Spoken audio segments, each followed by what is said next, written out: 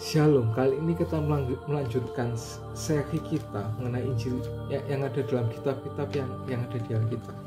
Kali ini kita akan membahas dari kitab Obadja. Sebagai seorang nabi penghakiman, Obadja menghadirkan tantangan unik bagi penerapan Injil. Nahum bersama dengan Obadja sepenuhnya merupakan nabi. Meskipun Obadja menyebutkan keselamatan dan harapan lebih secara eksplisit seperti yang dikatakan di Obadja 1 ayat 17 sampai ayat 21. Tetapi di Gunung Sion akan ada orang-orang yang terluput dari gunung itu akan menjadi tempat kudus, dan kaum keturunan Yakub akan memiliki pula tanahnya. Kaum keturunan Yakub akan jadi api, dan kaum Yusuf menjadi nyala api, dan kaum keturunan Esau menjadi tumbuh tanduk. Mereka akan membakar dan makan habis sekaliannya. Dan dari kaum keturunan Esau tidak ada seorang pun yang terlepas, sebab Tuhanlah yang berfirman demikian. Mereka yang orang-orang tanah Negeb akan memiliki pegunungan Esau, dan orang-orang di daerah bukit akan memiliki tanah orang Filistin.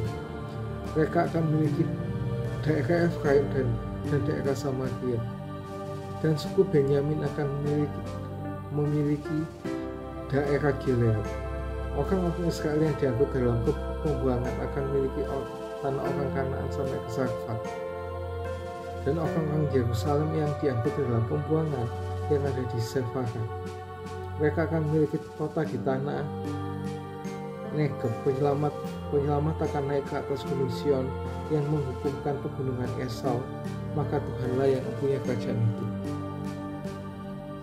Nah, lebih jauh lagi ada indikasi bahwa sisa-sisa Edom diselamatkan dan diperintah Allah sebagai umatnya. Harapan itu tercermin dari berbagai cara. Obadja mungkin penjabaran lebih lanjut dari Amos 9 ayat 11 sampai 12.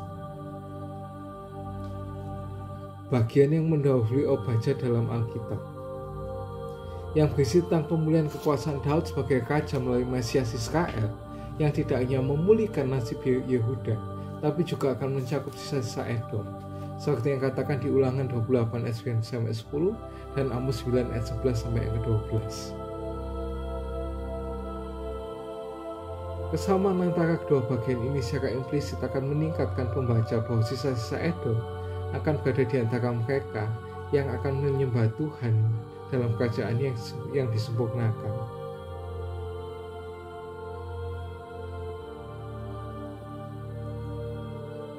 Yang kedua, Obadja menggarisbawahi tentang kasih karunia Allah dari perspektif sejarah penebusan. Sebab hubungan Yehuda dan Edom harus dibaca berdasarkan asal-usulnya dalam hubungan Yakub dan Esau. Keduanya saling bermusuhan bahkan sebelum lahir, tetapi Allah secara berdaulat memilih yang muda untuk dilayani yang lebih tua, seperti yang katakan di Kejadian 25 ayat 22. Tindakan Allah yang berdaulat ini menjadi lambang kasih karunia pemilihannya, baik dalam perjanjian lama seperti yang katakan di Maleakhi 1 ayat 2 sampai 3.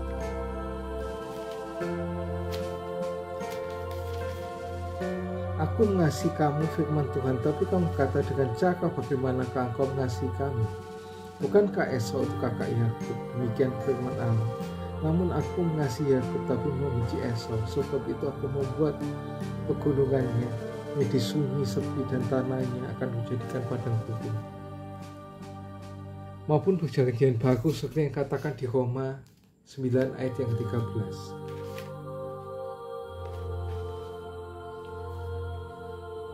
Ini isinya hampir sama ya, Roma 9 ayat 13. Seperti ada tertulis, aku mengasihi Yakub tapi aku membenci Esau.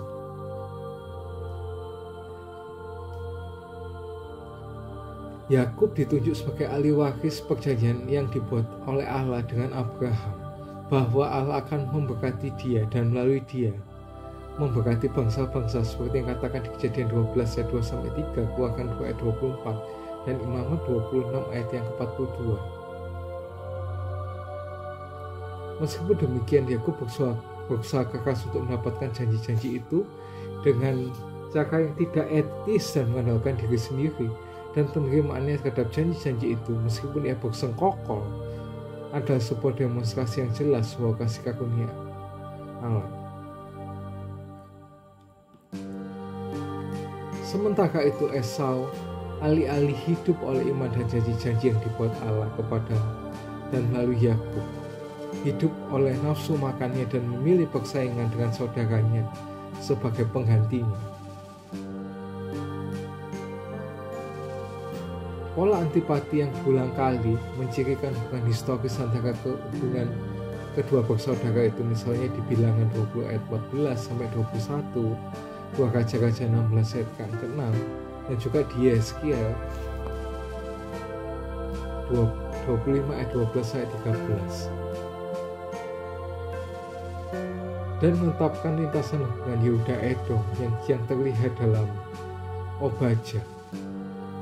Akan tetapi, meskipun keluarga yang merupakan bangsa dan kerajaan Esau tidak ada lagi, seperti yang ada di Obadja 1 ayat yang 18, kaum keturunan Yakub akan menjadi api, dan keturunan Yusuf menjadi nyala api, dan kaum keturunan Esau akan menjadi tunggul gandum.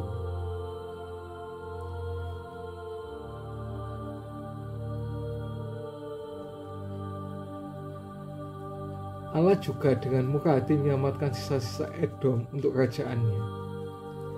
Bagi keluarga Yakub dan keluarga Esau, berkat-berkat yang dialami semata-mata hanya kasih karunia Allah.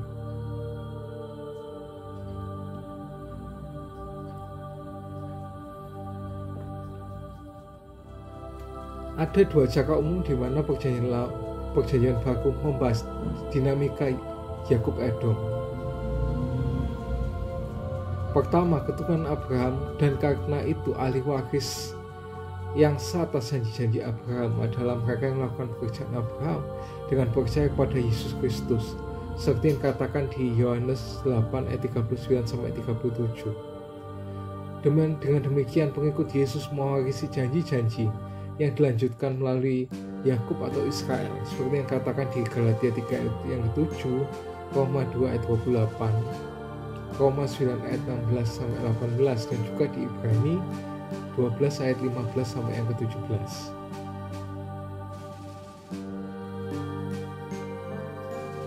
Kedua dan yang mendasar bagi yang pertama adalah Yesus Kristus sendiri adalah benih Abraham yang dijanjikan, seperti yang dikatakan di Galatia 3 ayat yang ke-16.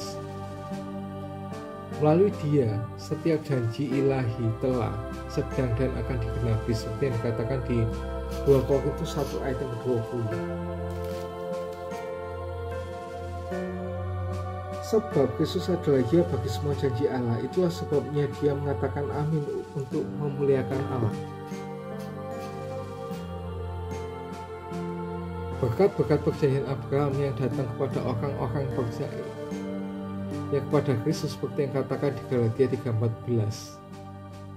Meskipun itu diganggu oleh saudara-saudaranya, seperti yang katakan di Markus 3 ayat 21, ia telah membebaskan banyak tawanan, seperti yang katakan di Efesus 4 ayat 8,